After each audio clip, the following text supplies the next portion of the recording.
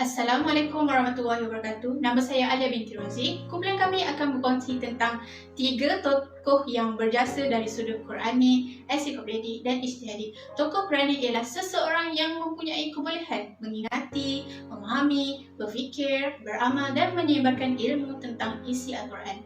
Manakala tokoh ensiklopedik ialah cendekiawan yang mempunyai kemampuan dan kemahiran tinggi, boleh bertindak sebagai pakar rujuk dalam berbagai ilmu dan bahasa. Kemudian, tokoh ijtihadi ialah seseorang yang berkebolehan memberi pandangan dalam penyelesaian masalah diri, keluarga, negara dan ummah.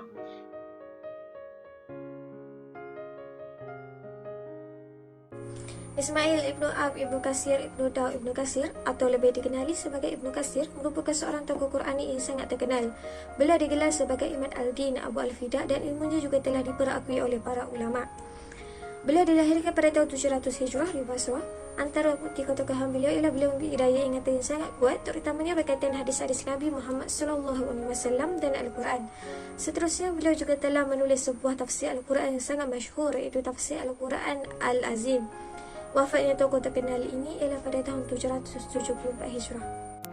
Ayat Al-Quran yang berkait adalah daripada surah Al-Hijr ayat 9 yang bermaksud sesungguhnya kamilah menurunkan aziz yakni Al-Quran dan kamilah yang memelihara dan menjaganya. Ayat seterusnya adalah daripada surah Ad-Dukhan yang bermaksud maka sesungguhnya kami memudahkan Al-Quran dengan bahasa wahai Muhammad, moga mereka mengambil pengajaran. Antara tafsir yang kita peroleh daripada surah ini adalah Al-Quran adalah kitab mahfuz yang terpelihara. Al-Quran dikatakan sebagai sebuah kitab mukjizat kerana makhluk tidak akan mampu dan mustahil untuk mendatangkan sebuah kitab yang seperti Al-Quran. Dan yang ketiga adalah membuktikan bahawa kebenaran pengakuan Nabi Muhammad, ayat-ayat yang disampaikannya benar-benar berasal daripada Allah Subhanahu wa Ta'ala. Tak ada pun dapat kita peroleh daripada surah ini. Surah-surah ini adalah kita mestilah berpegang teguh pada Al-Quran kerana ia akan membantu tiap hambanya untuk dapat hidup bahagia tidak hanya di dunia melainkan juga di akhirat. Yang kedua, kita perlulah memelihara kitab Al-Quran lebih-lebih lagi para penghafaz Al-Quran supaya mereka dapat memelihara hafazannya. Yang ketiga, kita hendaklah berusaha dalam mempelajari Al-Quran sama ada dengan mencari guru-guru maupun mempelajari tajwid-tajwid dengan sebetulnya. Seterusnya adalah kaitan ayat Al-Quran berikut dengan kehidupan mahasiswa. Yang pertama adalah sentiasa mencari dan menggali ilmu yang bermutu dan bermanfaat. Yang kedua, menyampaikan ilmu dengan bahasa yang mudah dan ringkas untuk difahami. Yang ketiga, menjadikan Al-Quran sebagai panduan dalam kehidupan seharian. Seterusnya adalah amalan yang boleh diamalkan dalam kehidupan sebagai mahasiswa berdasarkan ayat-ayat berikut. Yang pertama, mahasiswa hendaklah teliti dan amanah dalam berkongsi ilmu dan juga sentiasa bertanya dan berbincang dengan pihak yang lebih pakar sebelum menyebarkan ilmu untuk mengelakkan sebarang penyebaran ilmu yang tidak sahih. Dan akhir sekali, mahasiswa perlu mempunyai kaedah dan strategi pembelajaran yang mengikut kesesuaian dan juga kemampuan diri masing-masing.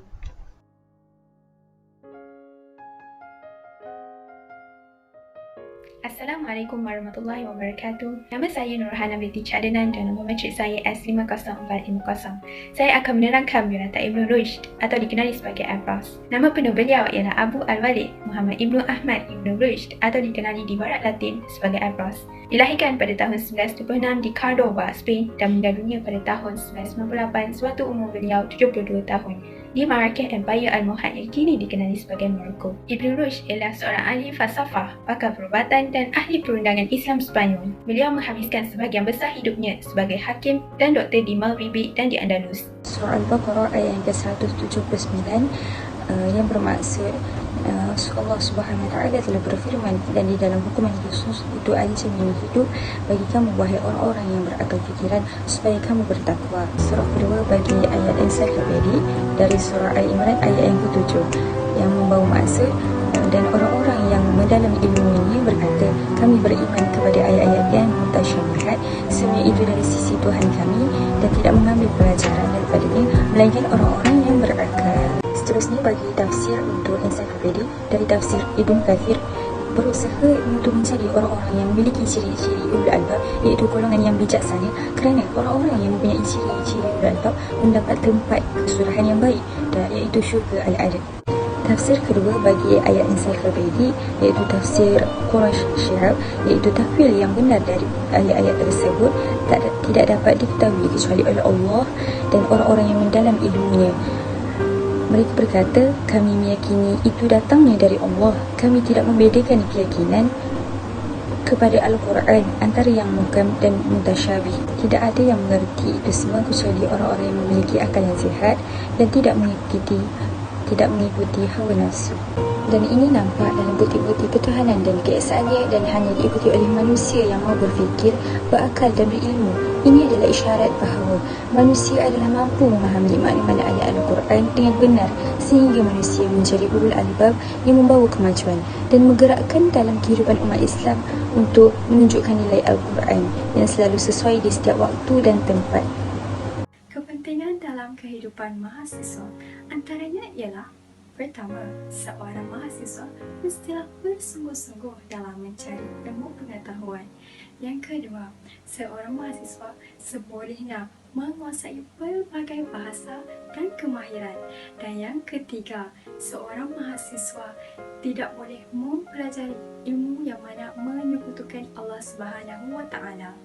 Antara amalan yang boleh diamalkan ialah mempunyai niat yang betul dalam menuntut ilmu, memulakan sesi pembelajaran dengan berdoa, dan akhir sekali menumpukan sepenuh perhatian terhadap pembelajaran.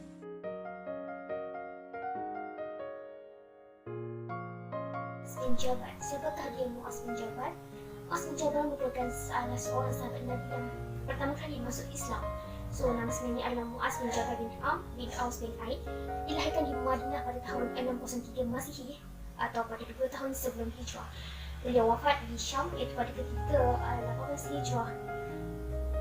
Beliau berketurunan Bani Salamah daripada golongan Ansar yang dimakamkan di keluarga Al-Shawnah Al-Shamaliyah di Ironadia. Beliau seorang yang ilmu berpengetahuan. Buktinya, beliau diiktirafkan oleh Nabi Muhammad SAW sebagai umat yang paling berilmu tentang halal dan haram, dan dilantik juga sebagai penasihat hukum hakam agama dan merupakan pakar rujuk Al-Quran dan fiqh di Mekah dan Yaman.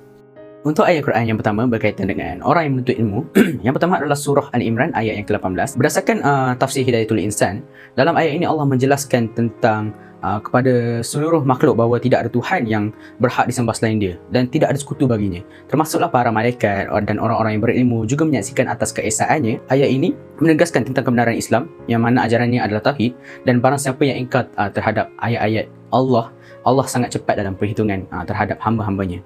Untuk kita tadabbur ayat ini pula, kita setiap Muslim perlu adanya sifat berjuang diri atas nama keadilan. Contohnya, jika berlaku kekhilafan, kita seharusnya menegur dan memperbetulkannya perkara itu. Kemudian, perkataan la ilaha bukan hanya bermaksud kita mempercayai bahawa tidak ada Tuhan selain Allah, tapi kita perlu taat, berharap dan mendapatkan ketenangan hanya kepada Allah. Seterusnya berkenaan dengan orang yang berakal dalam surah Yusuf ayat yang kedua. Dalam tafsiran Ibnu Katsir, bahasa Arab adalah bahasa yang sangat luas, paling jelas dan sangat terang, dan juga kosakatanya sangat banyak yang dapat untuk mengungkapkan pelbagai makna demi meluruskan jiwa manusia.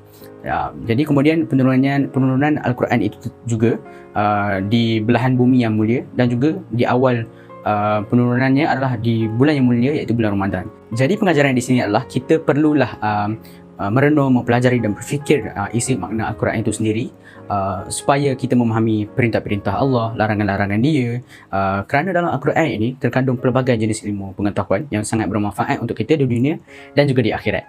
Jadi dengan cara ini kita dapat melatih diri kita supaya menggunakan akal fikiran kita dengan lebih matang. Seterusnya, saya akan membahaskan tentang kaitan ayat Al-Quran mengenai menuntut ilmu dan orang berakal dalam kehidupan mahasiswa.